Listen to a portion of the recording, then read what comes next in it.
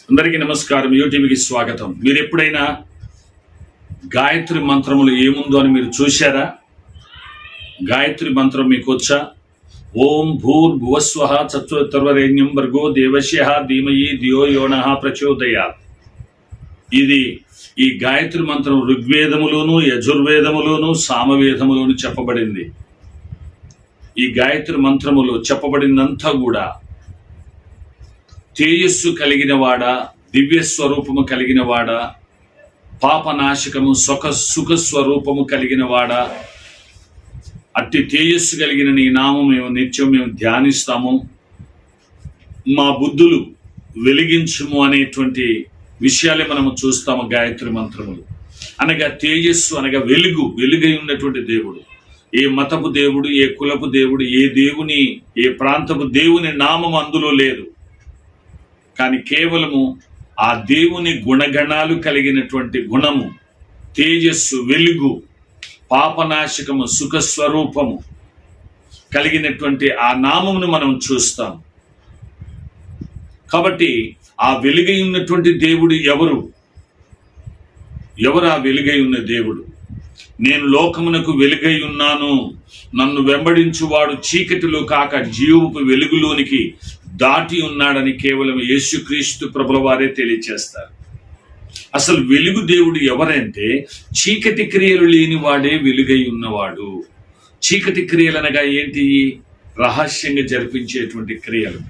కామము, క్రోధము, లోభము, మదము, మోహము, మత్సరం, ఈ అరిషడ్వర్గాలు చీకటి క్రియలు. ఈ చీకటి క్రియలు లేని వారే వెలుగై ఉన్నటువంటి దేవుడు. చీకటి క్రియలు కూడా జన్మతా వస్తాయి, కర్మతా వస్తాయి. ఈ జన్మత కర్మత రెండు రకాలటువంటి ఈ చీకటి క్రియలు లేనటువంటి వారు ఎవరు అని చూస్తే ఒక్క యేసుక్రీస్తు ప్రభుల వారు మాత్రమే. ఆయనకు జన్మతాయి పాపములు అంటుకోలేదు. ఎందుకంటే కన్యకకు జన్మించాడు. ఓం కన్యసుతాయ నమః అని అంటారు కదా, కన్యకకు జన్మించాడు. కాబట్టి ఆ కన్యకకు జన్మించినటువంటి గుణాలు కలిగినటువంటి దేవుడు. కన్యకకు ఈ గుణాలు ఉండవు. జన్మతా ఉన్నాయంటే జన్మతా లేవు. కాబట్టి ఈ చీకటి క్రియ లేనివాడే వెలుగై ఉన్నటువంటి దేవుడు. ఆ వెలుగై ఉన్న దేవుణ్ణి నిత్యం మేము ధ్యానిస్తాము.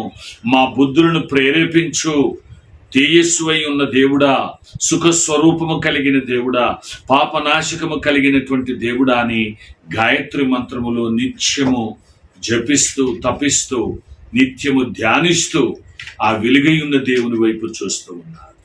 కాబట్టి ఆ వెలుగై ఉన్న దేవుడే యేసు క్రీస్తు ప్రభువారని వేద శాస్త్రములే కానీ, సమస్త సద్గ్రంథాలే కానీ, భూమి మీద ప్రపంచములో ఉన్న ఆధ్యాత్మిక గ్రంథాలే కానీ వాటిని పరిశీలించినట్లయితే కేవలము ఒకే ఒక్క దేవుడు వెలుగై ఉన్నాడు. ఆయన యేసు క్రీస్తు ప్రభువారని తెలుస్తుంది. కాబట్టి ఈ సత్యాలు మీకు అర్థమైందని నేను తలస్తూ ఉన్నాను. కాబట్టి ఈ సత్యాలను గుర్తించి, ఈ సత్యాలలో ఉన్న నిత్యత్వాన్ని మీరు గుర్తించి ఆ నిత్యత్వానికి వారసులు కావాల్సిందిగా మనం చేస్తాం.